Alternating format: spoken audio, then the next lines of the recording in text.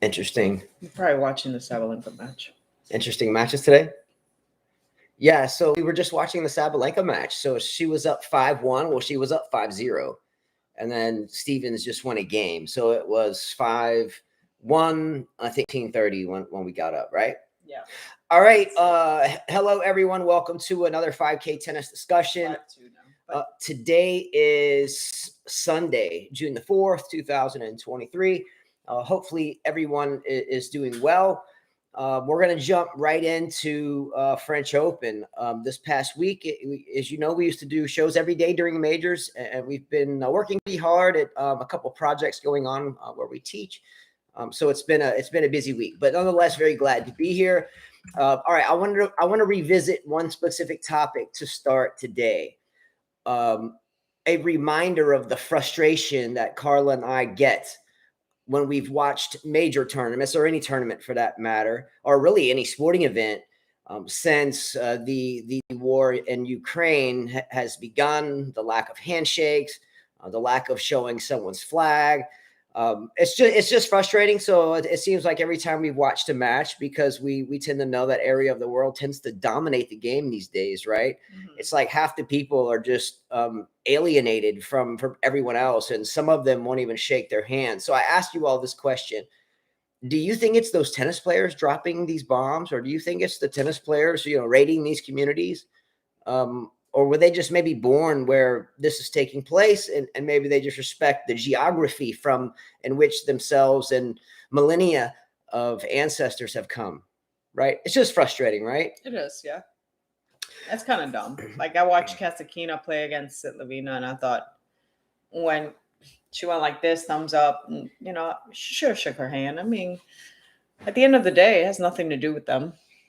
So what you were telling me about this earlier, I didn't see this. Carla did. It was a good match. It was a feisty match. It was Kasatkina. Kasatkina lost to Tsitsipas, who's from Ukraine. That's Gal Monfils' husband or wife. Yes, and they played a good match, and she won that match, and Kasatkina just went like this to her because I guess she knows she doesn't shake hands with any Russian player.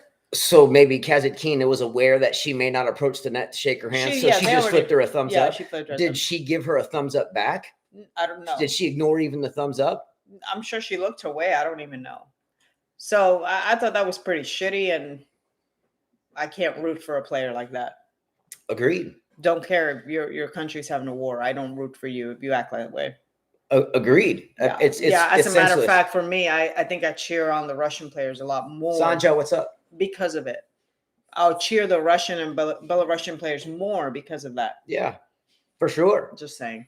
I would love to see the statistics. If someone can answer this question, what's up, Flo? If someone can answer this question, I didn't look it up. I just thought about it. I'll send you either a 5K tennis shirt, hat, White Tech strings, or IDEMO gear.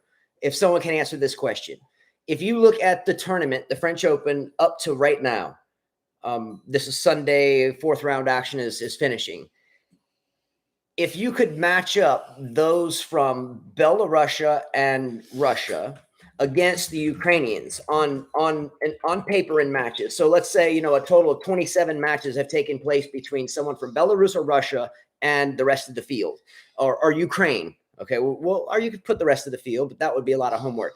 But let's just look at Ukrainian players versus Russian and Belarusian players, and what is the head-to-head record, and who, as a bonus, who are those that are being dipshits? It's most of the Ukrainian players are acting like dumbasses, right? I mean, I don't think anybody from Russia is snubbing the Ukrainians. I think it's just the Ukrainian players snubbing the Russians. And they're all like, wait a minute, I live in Monte Carlo. So I don't even live there.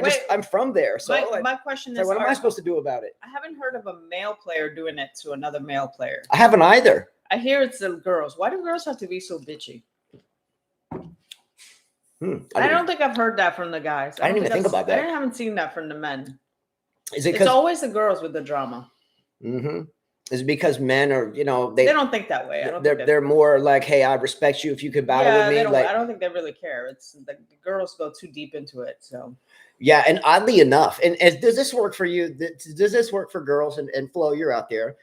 Does it? Okay, some of the best friends I've ever had in my life, we met because we almost battled like either on the tennis court or like face to face, like we were fixing to battle physically. It seems to me a lot of those people, if not all of them, that either I stumbled across that way or we were close to that at some point. And then once we got through that, it was like a really unbreakable bond, right? We've been into this, you and I, as coaches, with other coaches or other players. We've been into it with other players, and it seems like when all is said and done, and we've shaken hands at the net per se, there's a mutual respect.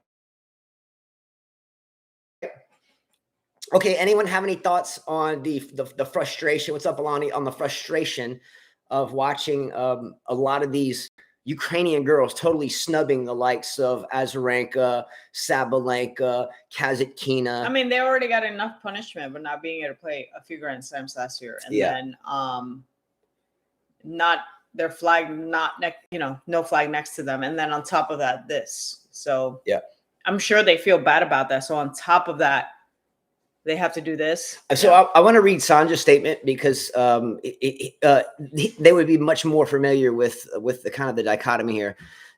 Do the players understand that the war in Ukraine is going to end in some moment?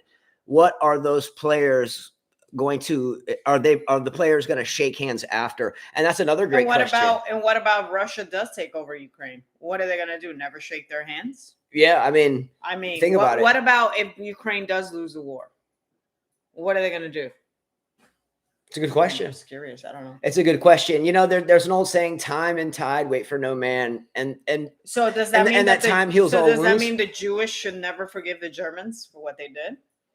I think there's still some hate there, to say the least. But you don't really see that much. I'm just saying it's kind of stupid. Think about it. Yeah, and so do the Japanese hate the Americans? And usually it's the older generations that have held on to it. The younger ones, a lot of them, honestly, don't even know what you're even talking about. Like, what war, when? Because they don't study anymore, I mean, it seems to be. Anyway, thoughts on that? That's a great comment for sure. Well, 5-3 Sabalenka, she's down 15-40. So I was telling Lily, we were watching that match. I was like, that game it's really important never to get bagel. I always say, try to always get a game. Even if somebody's killing you, try. Because it mentally does something to the other player. At least if you can get that game, you can change something. You can stop them, from thinking they can dominate you. You can make them think a little bit. And it looks like it's worked because she's 5-3 serving and she's down 15-40. She was down 5-0. Now it's 5-4. Oh. Now it's 5-4 Steven serving. So that's what I was telling Liliana. I was like, don't ever give up a game. Don't ever get bagel. Try your best to get that one game because it could change the other player's mindset. Yeah, and then if you look at yourself mentally, tennis is so mental. Some people will say tennis is 95% legs. And then the other side of the hypothesis is some people say tennis is 95% mental, right? It's like, anyway, but you're absolutely right. If you give up a bagel, it's deflating. It's deflating. Right? So like if I bagel someone in my head, I know, you got a big chance. All right, I can do whatever I want, play my game. It doesn't matter. But if someone gets that game, as especially if you're up like 5-0 or you're, and you're like expected to, you got nothing to lose at that point. But they get that game, it makes you think a little bit like, maybe they're warming up. Yes, and a true warrior. Let's look at Djokovic for a moment, and we'll get to him in a moment. But Djokovic is the type that will look at the score of him being down 0-5, and he'll say, "Wait a minute, if they can get up 5-0 on me, I can still get 5-0 up on them. So I'm just fixing to deal them an in-set flip bagel, right? They were up almost a full bagel, gave up 5/6 of a bagel, and then you flip that into, if they could do it, I can do it. I'm fixing to deal with my 5-0, 5/6 bagel, right? Mid-set bageling, right? Pretty interesting. All right, we'll get to Djokovic in a minute. Gotkovic, I should say. I really do feel like he will tie Rafa here. I really do. I heard Rafa just had a surgery. I'm not sure, why didn't he have surgery before? Who? Why did he wait till now to have his surgery? Recovery time, maybe? He thought maybe he could heal without surgery? Well, anytime your body is invaded by a scalpel and anesthesia, well, he didn't have you never come back the same. But what I'm saying is that he left, right? He took time off, right? I could tell the cat's been scratching this, by the way. Look. Feisty cat. But what I'm saying is, why didn't he do the surgery after the Australian Open? I guess he was hoping he could win the French Open, but then he realized he's not going to play it. So ask yourself this question: If I cut your skin in any capacity, go in, do some type of repair, whether arthroscopically or surgically, and then I stitch it up, Number one, while I'm immobilized, I lose my muscle, right? My legs get really weak because I don't move around too much, right? And then I have to rebuild that strength. So, between the Australian and now, does that apply for women who get breast jobs and other stuff? Yeah, you don't see them on the court for a couple of weeks. we do see that often. That is really popular, apparently, in our area. See that often. I'm like, wow. Yeah, you'll get a call and they'll be like, I can't take a lesson for the next 2 months. And, we're not nosy. We're like, okay, I hope everything's good. Then, you find out a week later and like, someone got, some enlargements there or some enhancements. That's why they're not playing. Anyway, all is good. I'm not anti-augmentation. I'm all for it. Yeah, that's not her thing, but I would never do that. I think that God gave you your body. You can work on it. Especially something like breast implants, you got to keep changing them, right? Yeah. No thanks. So, and I was watching the umpire that was doing the match from Alcaraz and Musetti. She destroyed her face with plastic surgery, by the way. She used to be very beautiful. What umpire was it? The girl that we used to always think was the hot? Serbian. Her cheeks were so high. Her lips were so puffed up. It just looked awful. It looked like a porcelain doll you smashed into pieces and then put the face back together with glue. Agreed. All right. I haven't seen LS Fire made a comment in a while. At least I already missed it. But the question is, do you need the surgery if you were just to live life normally after the career ends? This is a great question, right? Why go through it? Like, okay, so I had a couple shoulder surgeries, right? And I could live the rest of my life fine, right? No problem. Like, but the only thing is I couldn't put a lot on my serve because it would hurt, right? That's the weapon. So anyway, I had no choice to do it. But if I wasn't a tennis player, great comment, then maybe I wouldn't even have it in the first place, right? If he's so close to retirement, why put your body through it? I think he wants to win that one more slam, probably at the French Open, which is his best chance. But recovery time is like 5 months, so that's going to be rough. Yeah, and I'm sure I don't think he wants to walk off into retirement by not making an appearance somewhere. And because he has 14 French Opens, I think he's going to want to say sayonara in person. So hence surgery, don't rush the rehabilitation, get ready to go. And hopefully, win a couple of rounds next year. So obviously he's not playing the whole year. I mean, for him, it would be 5 months. Then hard court.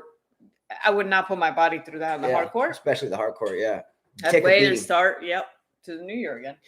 All right. So Steven Serbian to tie it 5-5. Yeah, and Alani says that lots of players have lip implants. I don't know why. Why do you need big lips? I don't get it. I don't put lipstick on my lips, so I don't get why you need the big lips. Do women really think that guys like big lips? So she said. I don't even think that guys think about lips. And Kostyuk both. Okay, they both do. So, but okay, so. Do you guys think about the lips? I mean, is that like something that you look at a woman and say, "Ooh, her lips are big"? Well, Kostyuk's the one that's flipping the bird to all these Belarusians and Russians, right? And she's the one stirring the pot, really. I think she does it for attention because she sucks. No, not really. She's a good player, but anyway. All right, moving forward, and we'll get to all this and more. I just read something. Sorry to deviate, but LS Fire indicates it's the Olympics next year. Agreed. Now, by the way, we did see like an advertisement for this the other day, and I was like, I didn't realize the Olympics were next year. Where are they held? In Paris, I think. I'm not quite sure. I think so. But what are your favorite events in the Olympics? Tennis for a while wasn't even in it, or I think it went away and came back. Well, it's the Summer Olympics. Summer Olympics. So I like watching track a lot. Track, yep. Swimming. Fencing. No, swimming for me is fun. I love watching the swimming. And track for sure. Anything in track and field, I enjoy watching. What else is there? Well, a new event in the past couple of years has been surfing. I'm a big. I grew up surfing. But I mean, like, what other thing is there? Fencing is good, and a lot. But I'm not going. Ooh, I want to go watch fencing in the Olympics. It depends on how you look at it. No, okay, so I don't want. You're just trying to relate it to tennis. I'm not. It's highly relatable to the tennis. Can anyone guess why fencing is related to tennis in a way? So when you're at the net taking, let's say, volleys, or in a point, you end up in the net, the backhand volley, right? A lot of people will throw a second hand on it because they don't really get it, or someone taught them a bad habit. But when you release the backhand volley, I have the throw of the racket here, and I go into the ball. So here, and fencing, you do the same type thing using that left hand to kind of stab somebody, like touche, right? So fencing, they're kind of scoring points with one-handed volleys in a way. That's how it relates. Anyway, all right, the fourth round matches today, we must say, correct me if I'm wrong, when we looked at them on paper, and really when we kind of watched them as well, I was snoozing. we weren't really excited about it. Agree or disagree? Yeah, the Djokovic match was quick. Kasatkina and Svitolina was actually a decent match. Musetti and Alcaraz, sleepable match. I saw too many forehands being hit on that match. A little too friendly. I didn't like Yeah, it. they're good I didn't friends. enjoy it. And then Tsitsipas, which my kids call Titsy. Titsy ass. Tsitsipas. Oh, okay. Titty pass is what they call them. Titty pass was boring too after the first set. The Sabalenka match and the Stevens match is actually exciting. Well, especially given that Sabalenka was up 5-0 and now it's back on serve, right? It's still 5-4.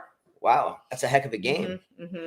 So Flo says, I'm applying as a volunteer at the Olympics. Hope they pick me. Fingers crossed. Flo, if that occurs, if you can get me some type of authentic Summer Olympics jersey, like basketball maybe or tennis or how, then let me know and I'll forward you. I'll forward you the money immediately. Muhova was. Remember that. Muhova was. I like Muhova. I love jerseys. I like Muhova. Authentic jerseys. Okay, I like Muhova, and maybe she'll win this slam. I like Muhova. Yeah, she's got so much talent. You know, I love her game, the way she thinks. A lot of injuries, but I actually enjoy watching her play. That was another match today. She comes to the match very much with the gladiator look, right? Yeah. Sometimes we see, and women's tennis, someone like, Eugenie Bouchard, or I don't know, disrespect her. She did make a Wimbledon final in 2014. But she's done. She's never coming back. But she takes an approach to the court very much so like Rybakina or Rybakina. You can tell she's there to fight, and she's not there to really mess around. Win or lose, she's going to fight, and that's a wrap, right? But yeah, she brings business to the game, but nonetheless, the match, in my opinion, wasn't like awe-inspiring, right? No. So let's look at some of the other matches today. We'll talk more about Sloane Stephens and Sabalenka, Svitolina and Kasatkina, which right there is already a geopolitical mess. Muhova and excuse the name Avanesian, and I should know this, but I wrote in my notes who Shmilova. I'm like, are you talking about Shmilova? No, whoever Muhova played, her name was Avanesian. I was not familiar with the player at all. She must be another Russian player, because she didn't have a flag. And then we had Mertens, we had Mertens and Pavlyuchenkova. We watched a little bit of that. We've seen Pavlyuchenkova play for many years.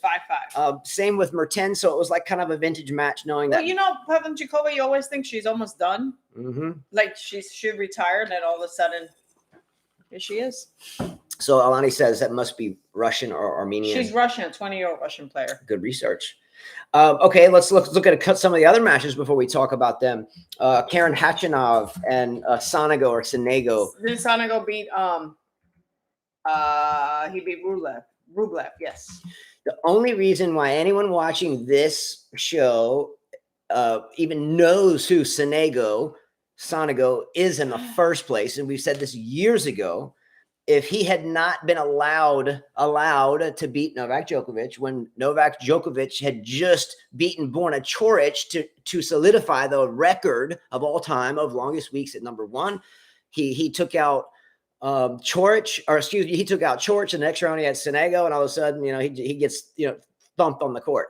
Then and only then did everybody was like, yeah, this guy's Sonego. Nonetheless, did he get a lot of points for that? Surely, right? And a lot of confidence. But Sonego should have been beaten by Karen Khachanov. It was a tough match. What was the outcome of that? Didn't they go 4 or 5? Like 4 sets, I think. Hold on. So it was one. So Sonego won the first one 6-1, and then it was 6-4, 7-6, 6-1. But Sonego did pretty good in this tournament. Match. Okay, so another match we're going to discuss is the Djokovic. The Djokovic. Has he even been challenged? He took out the Peruvian Barrias today, who is, I think, the #1 Peruvian player, I think. He hasn't been challenged at all. I mean, Davidovich, he beat in straight sets in the third round. Davidovich is a good player.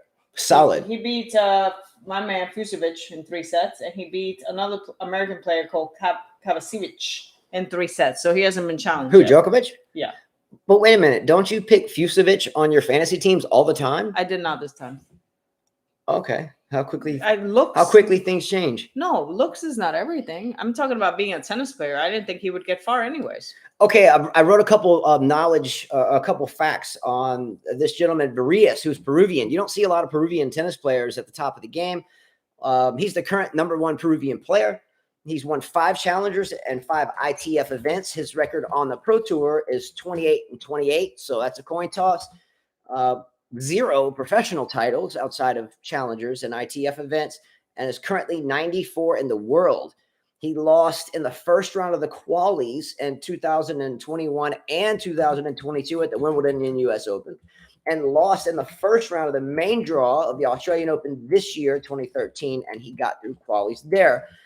So there's an uptick there for him. Went from not qualifying to getting through qualifying and getting to the first round. And here he is in the 4th round of the major against the best player that's arguably ever lived. So kudos to him, vamos, or IDEMO, as I want to say, because look, I put a thumbnail on this video that was from a video we did like a year or 2 ago. Maybe I'm exaggerating. Anyway, but the best player in the world is currently Novak Djokovic, and he has been for a long time. Now, whether or not he runs through this tournament and gets that record-tying major, he's the best player in the world currently. So when I see, Alcaraz #1, I'm like, okay, we'll see. We'll see, right? I think Alcaraz has earned that, but because Novak hasn't played as much. He's just a boy. Carla, Djokovic is a dominating. Man. Laugh out loud. Yeah, Christopher. I didn't hear Alcaraz going vamos too much, which made me happy. Because it was his friend. Which made me happy because I don't like seeing that. I don't mind vamos if you're fighting a hard match and it was a close match and you won a point that you really earned. Yeah, and I don't mind. Yeah, vamos being the same thing in English as let's go. But not every time. IDEMO, same thing, but in Serbian. Not every time. You earned a hard, to me, I think that Alcaraz will beat Djokovic, by the way. You're sick. I think that someone asked that. I think his youth will help him. His strength, his power, the fact that he can run. Think about it. Nadal just turned 37. Yes, on my brother's birthday, because my brother's. What does Nadal have to do with how good Djokovic is? Djokovic is 36. Age does make a difference. We feel it in our body. Novak hasn't been challenged in this tournament, but I don't think Alcaraz has either.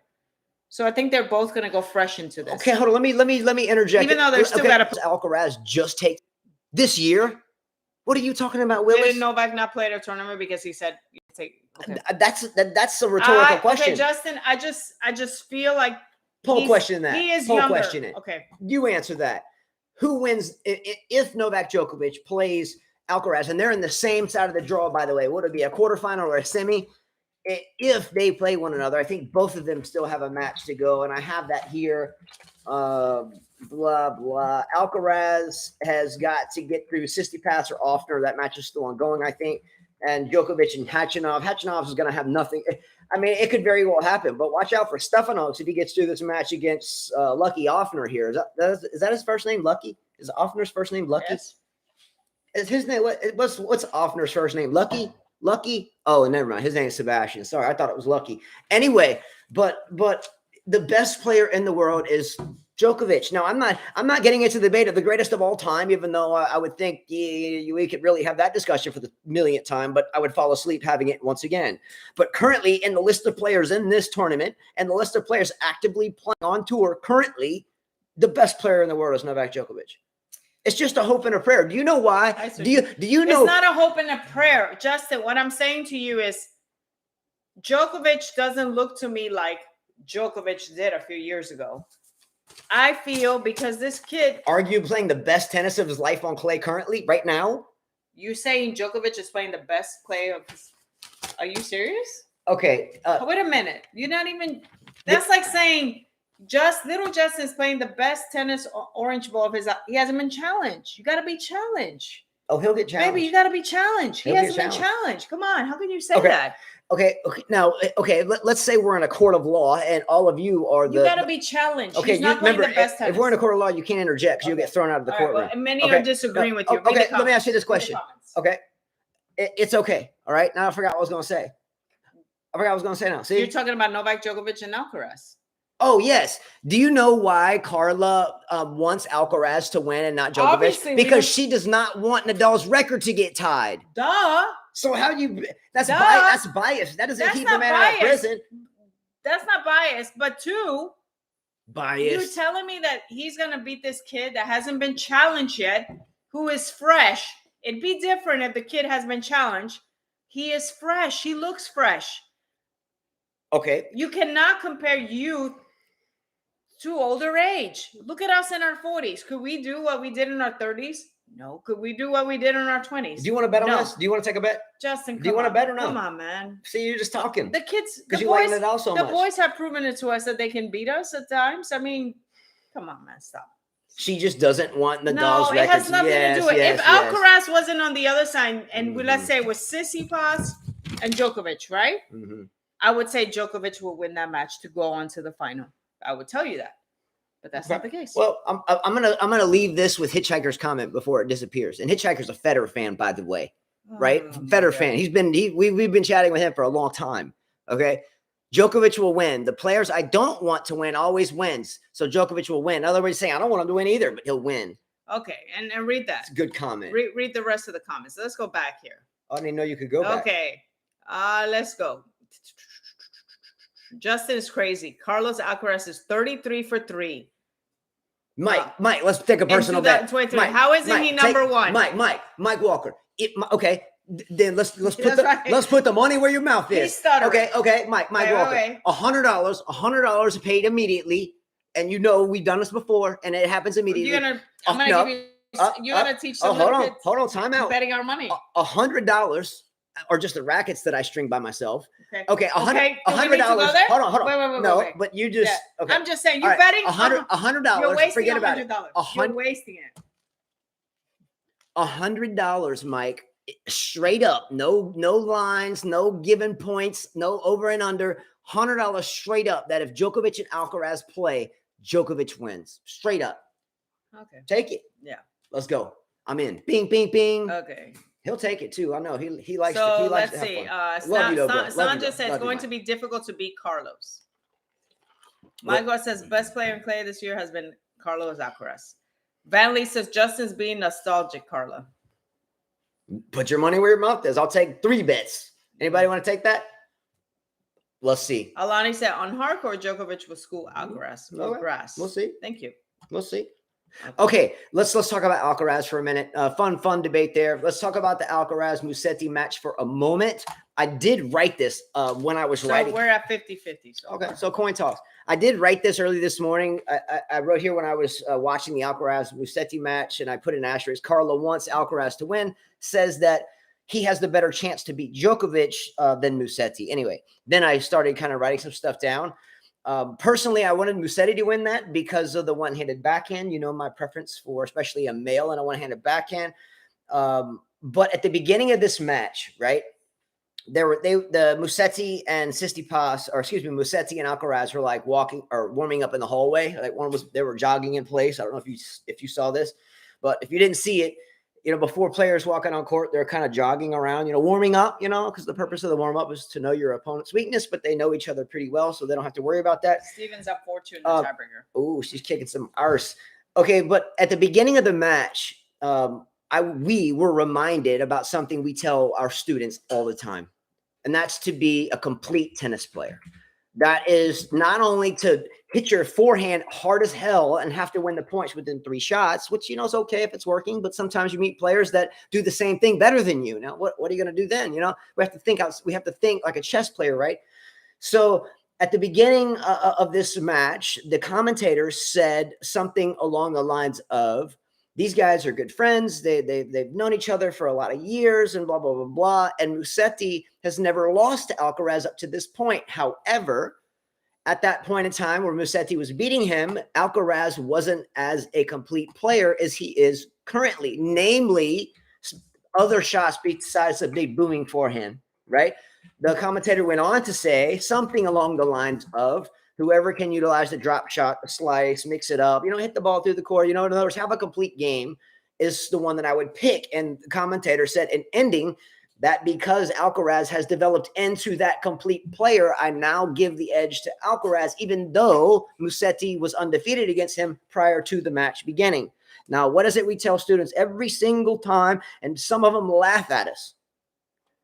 You can't win the game with just a big booming forehand. You can't, right? You got to hit the backhand. You have to utilize slices. You have to use tactics. You have to work on footwork. You have to think on mental. You have to think on all aspects of the game. If you can't finally hit a confident winner off the backhand wing or a nice drop shot, not 100% of the time, but a C average, then you're not going to beat the best players in the world, right? Now, Alcaraz Djokovic matchup should be epic, right? Because he's become a more complete player. But what is one thing that Novak Djokovic have, or two things that Carlos Alcaraz does not have? Number one, 22, 23 majors, and number two, experience. I rest my case. That's it.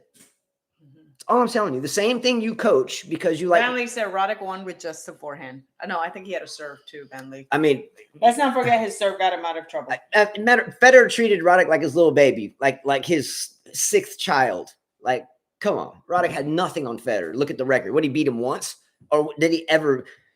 Carla and I, when we were younger, we were watching the Federer-Roddick final, and she was like, "Oh, I hope crybaby." You were rooting for Roddick so bad, and he had chances. Didn't Roddick have a match point in that Wimbledon final, or two of them? Yep, just like Federer did against Djokovic. Exactly.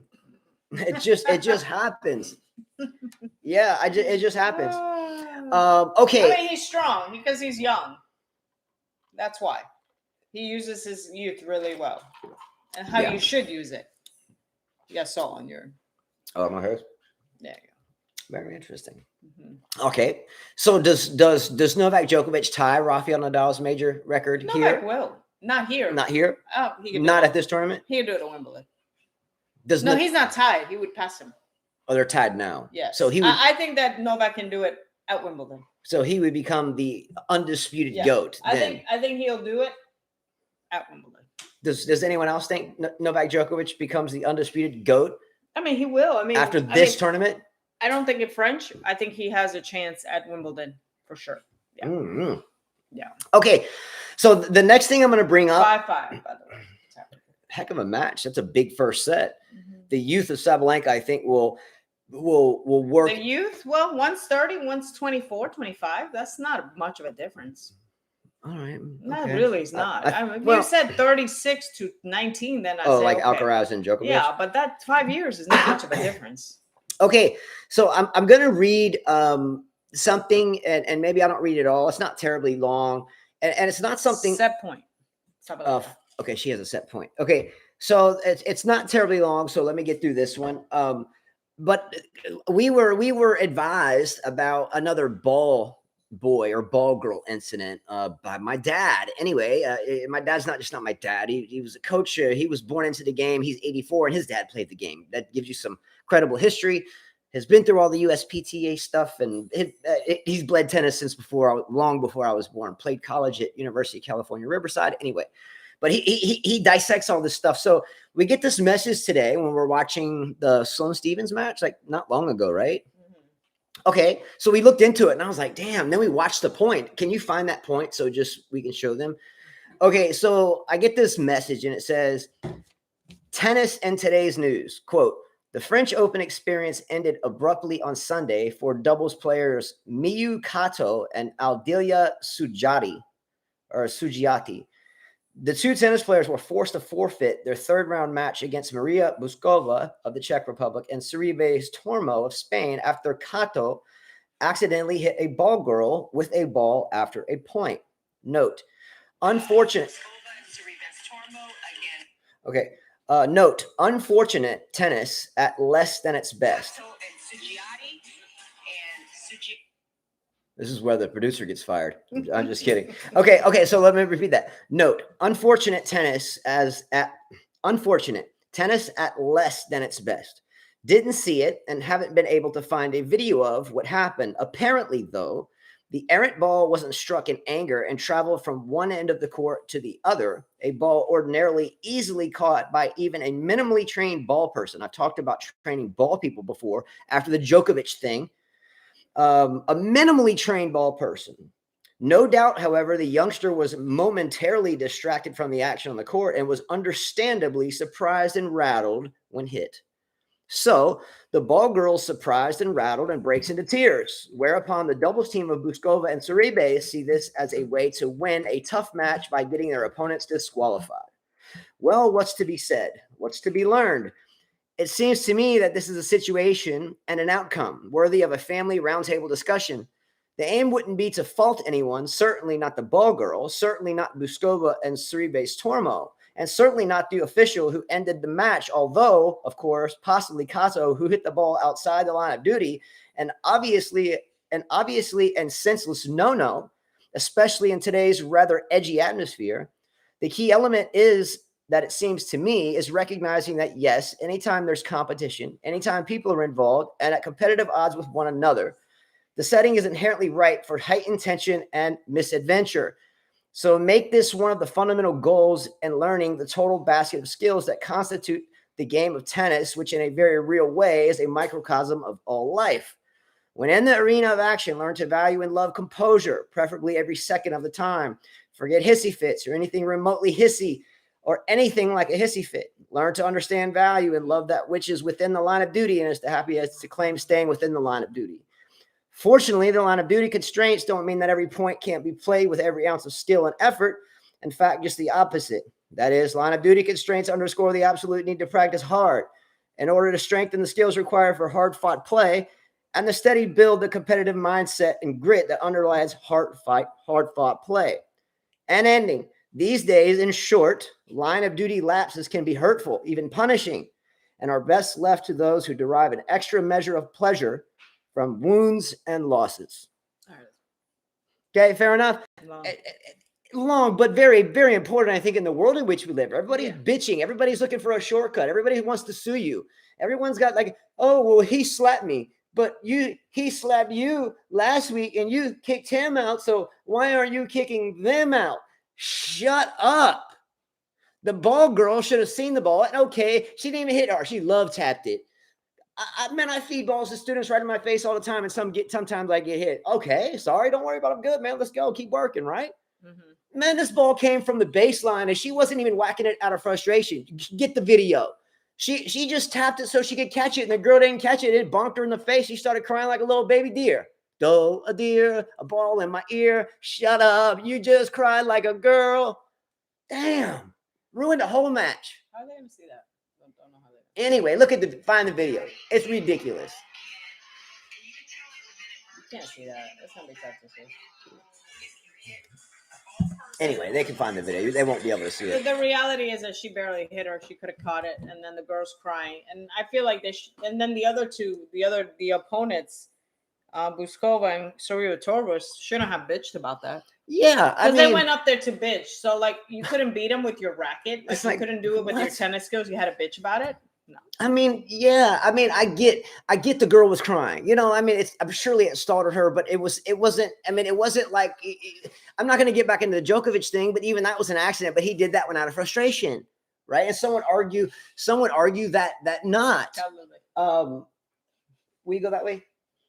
So ultimately, though, the girl was I guess shocked. Maybe it was a theatrical performance. I don't know. But then the doubles team, instead of at minimum, they should have just said, hey, I know you're okay. I mean, it was obvious the girl was fine. Yeah, and like someone said, these ladies do depend on this salary from doubles. It's not like they make a lot, Yeah, and then for the fact that the two people used it as a way to manipulate the outcome because they knew what happened to Djokovic. Surely they used it as a way to get through the match, save energy, and move forward. Ridiculous. For me, I would boycott women's doubles for the rest of this tournament. Just absolutely shit sandwich. There's an awful display. The little girl, I mean, she looked like she was between maybe 15 and 20. She was probably Lily like 12, size, 12 or something. Come on, man. That sounds like that needs to be on Monday Night Football. And this group, I mean, damn. But then, never mind. Do you like Justin's looks with visor, or do you prefer him in a cap? I just had them on because they're new. Yeah, I know. But do you prefer the visor or the cap for him? Does it matter? Which do you like better? The cap. Okay. I just stuck it on my head. Otherwise, I'd have a fro. All right. Next topic. Did we ascertain the answer to the question of whether or not we agreed as a majority that Novak Djokovic would pass Rafael Nadal this tournament or No, the not pass? question was, will Alcaraz beat Djokovic if they face each other? And it's still 50-50. But we know, and that's got a lot of votes. We know that Djokovic will pass Nadal. Will it be here? Some said no. It will be next. He doesn't have to win Roland Garros. I don't think he will. I think it'll be the next one. I think he does, and then no one can argue that he's the GOAT of all surfaces. No, obviously not. No. I mean, all right. Next topic. I have like 2 more pages. So no particular order. You want to jump to Tsitsipas for a moment? Jump wherever you have to jump. All right, let's go to Tsitsipas just for a minute. I've always loved Tsitsipas. Once again, me too. I do too. Always, especially because of the one-handed backhand. A big asterisk I've always had next to him is after he hit his dad with the racket, caused him to bleed, and his dad to leave the arena during what was that? Australian Open or the Laver Cup? I forget. Anyway, but that's an asterisk there. But besides that outburst, and also him letting Medvedev punk him out like twice, I would have had to bust Medvedev in the eye. I'm just saying. No disrespect to Medvedev, but you ain't gonna talk to me like that. It may not be around your throat. Even if I get kicked off, I'm gonna be in your shit. You know that. Anyway, but is Stefanos Tsitsipas a victim of the one-handed backhand, especially on clay? Is that what's keeping him from winning that major? Mm-hmm. Is it? I play one-handed. Your mom wants you to say hi to Dolores. Oh, hey Dolores, how are you? It's my aunt. All is well. So is that the hindrance? Is that the no? Is that I don't think it's a one-handed backhand because Wawrinka did it and did it against Djokovic, who is one of the best players in the world, right? No, I don't think it's that. I think it's mental for him. Federer began to get picked apart with Rafa's heavy topspin coming from the forehand wing, being that he's left, jumping up here. But so he was slicing it all the time. If Wawrinka can do it, hitting his backhand, then so can Tsitsipas. Otherwise, you would not allow Justin to play with a one-handed backhand, correct? Correct. It can be done, but I feel like some of the guys say he's kind of regressed on his backhand. He needs to make sure he goes through it a lot more. Yeah, and whoever said that, by the way, is correct. I was watching Tsitsipas play today, and us one-handers, especially players or coaches that are well-versed in the one-hander and fluidity and how do we got to go through the ball. Tsitsipas a little while ago would rip through the one-handed backhand. So his hand would come all the way over the ball, and his chest would stretch open wide, right, like Federer, like all the way open, right? Not open to the court, but I'm saying his chest stretched like on a butterfly machine.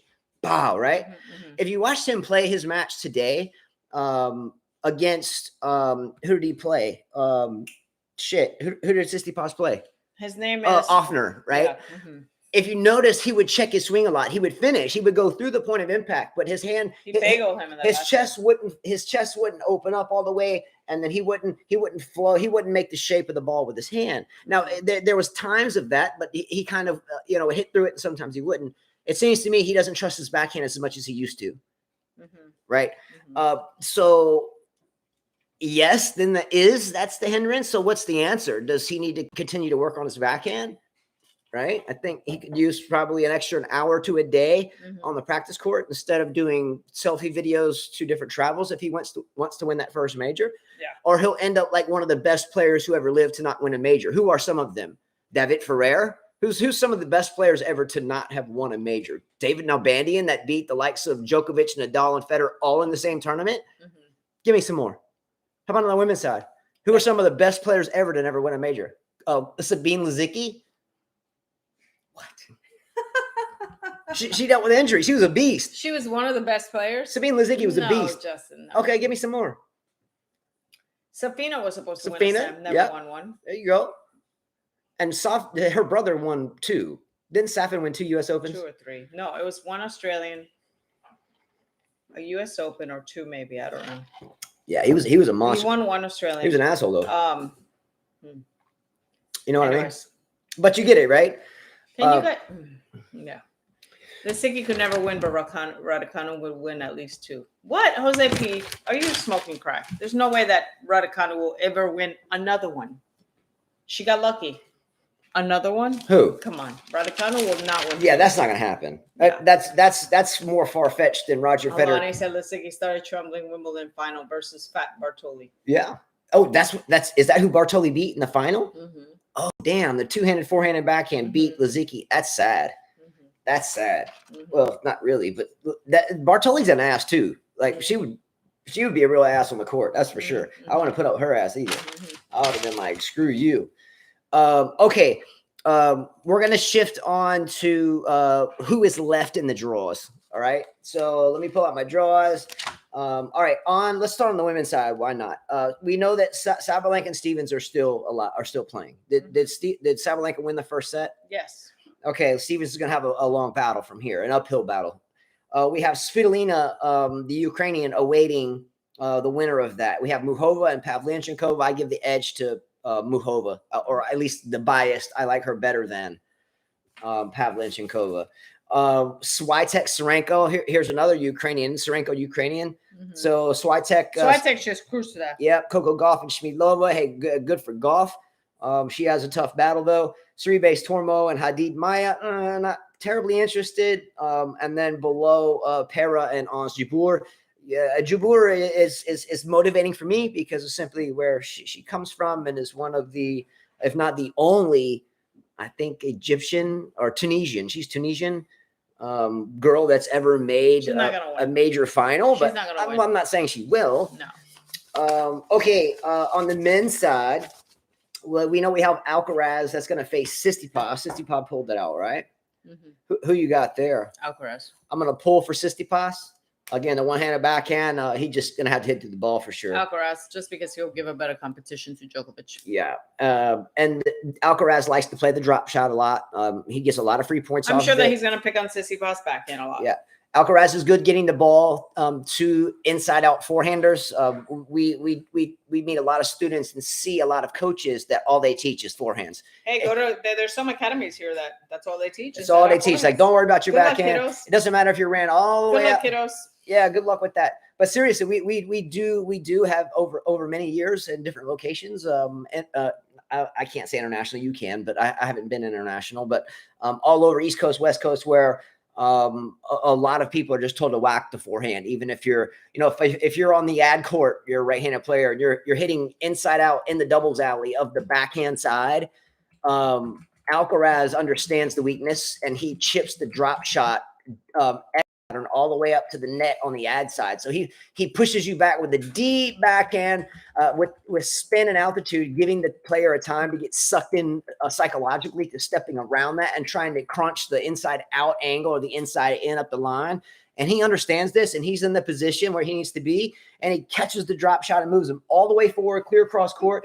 And even if they do get there, he's got an easy lob right there. So he's good at this. Michael Walker always with the facts. What? Read this comment. But Michael still hasn't taken my bet yet. You should talk about Carlos bias because he's so biased. But I love him, my brother. Has he taken my bet? He's talking all this shit, but he hasn't taken my bet. All these guys talk about he'll win 25, 26, 27. I think Djokovic will win one slam, and that will be it. That will be it for him. Take my bet, Mike. I love it. And I'll take that bet. I think Djokovic will win one more slam, and that's it. But we share the same bank. I want his bank. No, I'm talking about for the other person. Oh. One more slam, and that's it. I think that age doesn't lie. Just like when we age, we have wrinkles on our face. You can't hide that. You can put makeup on it, but you can't hide it. Damn. Just saying. And it's tough. It's tough when the younger ones are coming. Just saying. I take your bet and I say raise it 200. All right. So it sounds he raised it 200.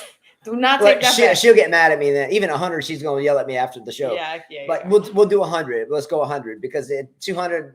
I guess let's go 100. I'll never hear the end of that. But 100. We'll stick there. 100. It's in. Block it in. Boom, boom. We're in. Everybody remember that. Do you think Djokovic has one more good year in 2024? Yeah, and that's where I think. If not a few. I think he will win his one more there. I think for Djokovic, his best chance, we all know, is Wimbledon. Yeah, could be 2 or 3 years. U.S. Open, they hate him. So that's where he always kind of. But he feeds off of that. No, he hasn't done well at the U.S. Open. He had his chance. Left crying with Medvedev. The ball girl got him. And then left crying with Medvedev. He had his chance. Djokovic didn't cry, did he? He did cry like a little baby. So why are you talking about Federer? You're talking about Federer as a crybaby. But he cried. You remember, he felt the pressure. I don't remember him crying. Yeah. You don't remember crying? Do we all remember him crying when Medvedev beat him? I don't. All right. Okay. Djokovic plays Karen Khachanov next. Alana, you're dreaming about 3. What did Alana say? I say 3. Oh, 3 more years? He could have 3 more years. No, 3 more slams. Nah. 3 more years or 3 more slams. It's tough. It's tough to win a slam. His conditioning's good. He's older. His diet's but good. He doesn't look as good as he did before. His diet's better than probably 98% of everyone on tour. Who gives a crap?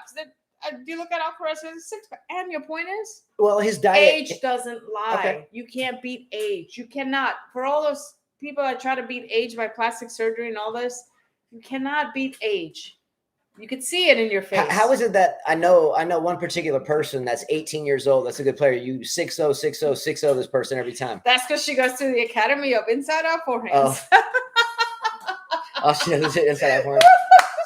So the drop shot has never looked so good. I drop shot the whole time. I'm like, why am I going to battle heart to heart with you when I can just use your freaking pace? Yeah. If you ever play someone that's all they have is an inside out forehand, go ahead and give them a deep top spin ball to their backhand side. Let them step around it. And when they hit it and they don't hit a winner, which they never do, maybe 1% of the time, then just drop shot it right over the net to the deuce side and make them sprint across course to get it. And it's over. Even if they do get it, their net's right in front of them. So the only thing they can do is defensively stick it up in the air, and you can just already be there knowing that's the only shot that they'll have and pop it over their head. Player, you know why I never jump on any of those bandwagons? It takes a lot to get there. So one decent run at a tournament is not going to do it. You got to have consistent. Got to be consistent. Yeah. So there's so many 15, 16-year-olds out there that can do something. And I mean, look at Townsend. You guys were talking about Townsend. She was supposed to be the next player. Denmark. I think she's from Denmark, like Wozniacki. Townsend, Claire Townsend. I think that's her name. And we've been talking for a couple years. Where is she? I mean, time's passing. So, no. All right. Djokovic, Khachanov. Predict the score. In comments, predict the score. If you watch this later, a lot of people watch this the next day because they're, 10 hours or 18 hours ahead. How many hours? Yin Hao Coor's out there. What's up, Yin? Who are you pulling for in the NBA championships, by the way? I'm sure you're going for the Nuggets. Maybe not. Maybe the Heat. No, I guess I think I'm going to go with the Heat. I don't think they're going to win, but even though I love Djokovic, but I'm going to go for the Heat because I like Jimmy Butler a lot. I like his fight. Okay. Anyway, predict the score, though. What's the final score going to be and how many sets Djokovic and Khachanov?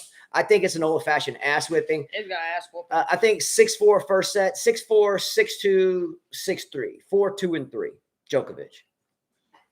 Objections? No objections. Okay. What was the other side? Oh, the other side. Holger Rune and Cerundolo. I know Rune's been on a run. Here he is pretty deep into a major. I'd say so. Second week, French Open. Will he fall to pressure here? Because I know Cerundolo has nothing to lose. Rune has everything to lose. Mortagaloo boy. He's in the limelight. He's got the bad boy connotation. Like, he's the bad boy. And here is Cerundolo. Nothing to lose. Nothing to lose. Look, I'm going to call the upset here. I'm going to take the Argentine here. I'm going to take the Argentine. All right. And I hope the Argentine kicks the asshole out of Roland Garros. Next, Nicholas Jarry, who is still in the tournament. Good for him. Taking on the very savvy Casper Ruud. I'm going with Ruud here in straight sets. Maybe Jarry wins a first set on an epic outburst when he first gets there. But once Ruud figures it out, I think it's ass whipping time. I'm going to go 4 sets. I'm going to go 3-6, 6-2, 6-4, 6-2 Ruud, losing the first set. 4 sets. Dimitrov and Zverev. Damn. When we were writing down scores today, I was like, damn, Dimitrov is still in this thing? And Zverev? Yeah. Whoa. Yes, Yin Hao. Let's go Cerundolo. Cerundolo. Yeah. Even though there was an Argentine we met a couple of weeks ago that wasn't really on my same song sheet there for a little while, but we figured it out. Okay, next is Nishioka. What? He's a fighter. He's like a little nugget of energy, right? Nishioka can get to everything. And who is this? Who is that? Who is this here? Echeverry? Who? Another Argentine. I've heard the name, never watched him play. Either way, this bottom half of this draw on this side, actually the whole damn side, the whole bottom half of the men's draw. Look at Nishioka. You know what with Medvedev, what cracks me up is that I always say, I picked him, right? And I always say, if you win a big tournament or if you win a tournament before a Grand Slam, you most likely will go on the first round. And I didn't listen to myself. It always happens. Yeah. But look at the top half in comparison to the bottom half. Yeah, it's ridiculous. Like tournament planners, who? No, but it's just the people who lost. Okay. Top half: Alcaraz, Tsitsipas, Djokovic, Kachanov. Okay, that's a heck of a run up for your quarterfinals. The other side of the draw, you can pick any 4 players because you know 4 of these 8 are going to lose. So pick any 4 and try to match that. The top half quarterfinals: Alcaraz, Tsitsipas, Djokovic, Kachanov. Top half, okay, Nishioka, Zverev, man, he's still limping. Dimitrov, baby Federer, you're too old. Casper Ruud, all right, maybe, okay. Jari, okay, you know, all right. Sarandulu, Ruud, asshole. Like, the bottom half doesn't even matter. It's just whoever wins in the top is going to win the tournament, right? And it's going to be Djokovic. So take that to the bank, Mike Walker. I look forward to taking your money. Benjamin, watch and see. Confident about that. Okay, I'm going to cap 2 topics left, and here's what they're going to be about. One is something that was asked of us by popular demand, and we were asked to timestamp it in case they didn't see it because they were international. So I'll timestamp it. Remind me to do that before I start. And the other thing has to do with Naomi Osaka. All right. So Naomi Osaka, Carla is a big collector of her special edition or LE or limited edition or special edition SE shoes. She's an Osaka fan. We were having a girl. Having a baby girl. So we knew she was pregnant, but she's having a baby girl. And she did indicate that she would love to win a major with her daughter old enough to remember and watch it. And we found that only 6 women have done this, or 6 times. Yes. 6 times, not 6 6 women. times. Pfizer did it 3 times. Margaret Court did it 2 times. But let them try to answer some. So we looked up this information. Well, you looked up a couple. I think you missed one. One you didn't say.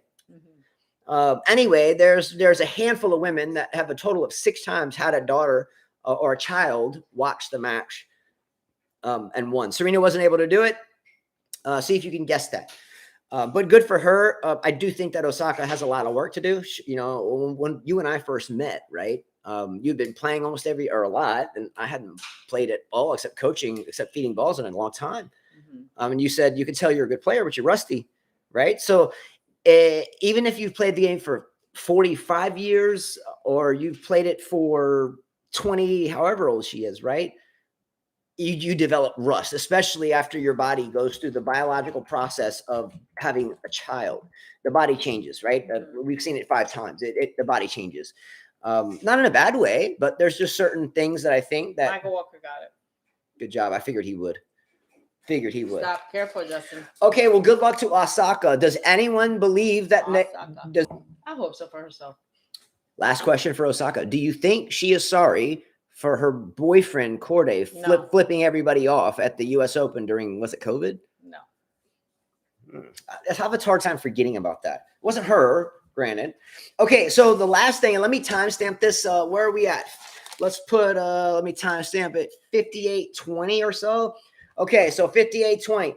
So the last show, I read a page out of a book that my father wrote called Lizard Tales, right? And he wrote this back in the 80s, I think like 84, 85, something like that in California. It's got a copyright on it. But I read one of the pages and someone says, man, you got to do that again. Anyway, so I randomly opened up this book today and I turned it to a page and look what I saw. A lizard playing tennis. Okay, so I was like, oh shit, I got to read this chapter, but I hadn't read to me many times as a kid, but I see this thing.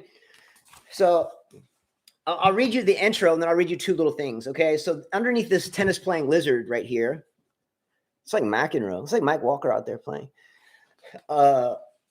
Okay, so here's what it says. Recreation, quote, lizards love to have fun and have fun in many ways. For starters, they have fun working, or at least most of the time they do. They have fun playing. They have fun talking. They have fun running and jumping. They have fun eating, drinking, and sleeping. They also have fun laughing, listening, learning, and paying attention. They have fun discussing, sharing, giving, and loving. They have fun bathing, brushing their teeth, cleaning, and putting things away. And they have fun dancing, singing, hearing a good joke, and watching children play.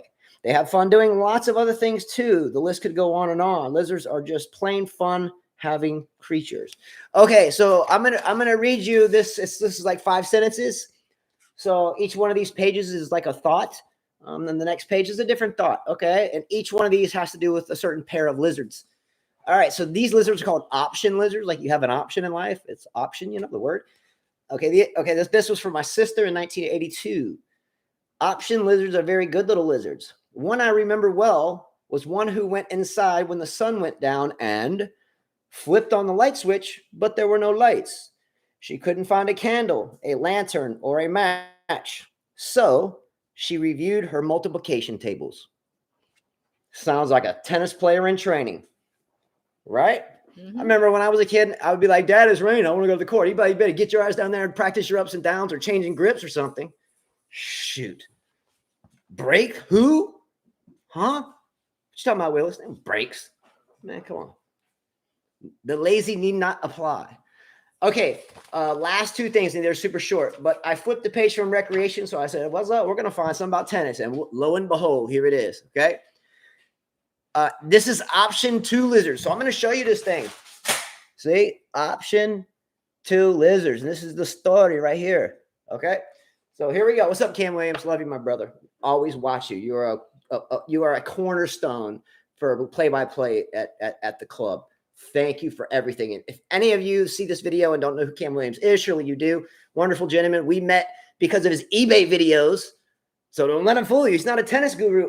I think he's a tennis guru. He's an eBay hustler too. Let's go. I'll never forget that. Like that's how I stumbled across him. He had an eBay video. Mm-hmm. Or going to thrift stores and hustling it. Mm-hmm. I think I say Alcaraz is gonna win the French Open. Yeah. And women's.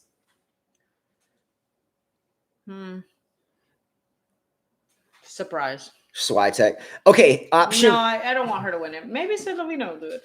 Maybe. Okay, we heard option 1, but this is option 2 lizards. Option 2 lizards, and this has to do with tennis. Believe it or not, page 1. Option 2 lizards are very good little lizards. The one I saw went to a tennis court to play tennis, but the courts were full. Then he went to a backboard, but it was taken. Then he went out in his backyard to practice serving into an old blanket, but it started to rain. Then he went inside just to bounce the ball on his racket, but the strings popped. So he practiced switching his grips. I just said that, right? How many times we tell students, like we're trying to transition from forehands to backhands or drop shot to slice to serve, whatever, and they're like, hold on, they can't get their grip right. I'm like, man, you can cut off a handle of a wooden tennis racket and do that in your car. Like you can get a wooden tennis racket, chop off the handle. Cam knows. Cam, you can get wooden tennis rackets at the thrift store in Sydney, right? Get a wooden racket. That's $5. Doesn't even have to be strong. Cut the handle off, put it in your pocket, and you can sit there and twiddle from semi-Western, full Western, continental, shake hands, Eastern. I'm hitting a drop shot. Think about it. And you can do it. There's no excuse. So, Jaxie, who do you think is going to win, baby? He was like Djokovic? He was like a panther. Okay, last one. Alcaraz. Last one and we're done. Okay, last one is cycle. Cycle lizards, like a bicycle. Like a bicycle. See the lizards riding this bike? Yeah, you can get one of those at the thrift store too. Go out and get some exercise. Cycle lizards. This one was for me in April of 1982. Damn. Oh. All right. Cycle lizards are very good little lizards. The other morning, 2 of them went by me. I was walking quickly and they were pedaling slowly. And I heard one say to the other, quote, whenever possible, do things without a to-do. Do keep in mind, though, that in doing things without a to-do list, in other words, a lot of lizards won't recognize you've done them. Think about that. Okay, and more of that later. Quality stuff, and everything has an application to the game of tennis. It really does, and so does life. All right, Jaxie. Ben says, not a well played, bro. Carlos giving the Santeria vibes, laugh out loud. Yeah. Yeah, Djokovic going down, baby, going down. These damn Spaniards are making me sick. Down. Yeah, this is a Haitian Spaniard cat because he you know, I'm not a dog person actually. Yeah. Yeah, he comes.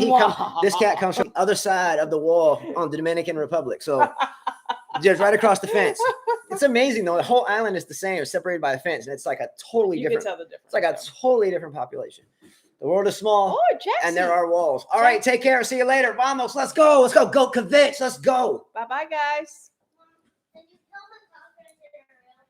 Thank you, Marco Tito. You guys don't know anything. Oh, here, let's do this. See you. Thank you, bro.